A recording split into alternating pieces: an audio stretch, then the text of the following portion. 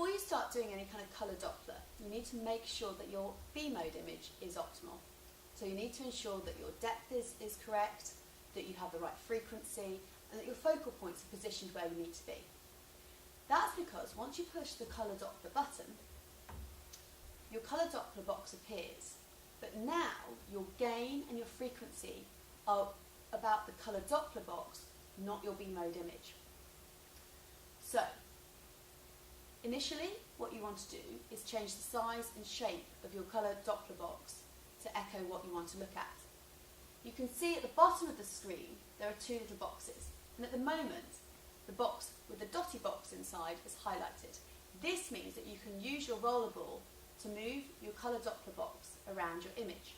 If you hit your set key, you will now see that the highlighted blue box has like little arrows coming out of it, and that means that it's happy now for you to use your rollerball, either scrolling up and down to increase the height of the box, or right to left to choose the width of your box.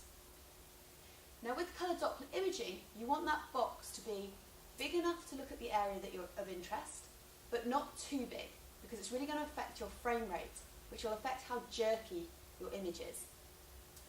So I'm going to kind of look in at one of my vessels on one of my neck. So I'm going to reduce down the box size, and then once I'm happy with the size of the box, I'm going to hit set. And again, this now allows me to scroll over my region of interest. Now, as I said before, now my gain control is the gain for the colour. And what I want is for the gain to be high enough to visualise the flow, but not so high that I'm getting extra kind of artefact speckles outside my region of interest. And I do this by just turning the dial up and down and looking for when those excess speckles have stopped. I can then change the scale as appropriate by hitting the cursor button, then going to drop down screen on the left hand side, going to scale and using set to increase the speeds and back to decrease the speeds. I can then change my wall filter, packet size, line density as required.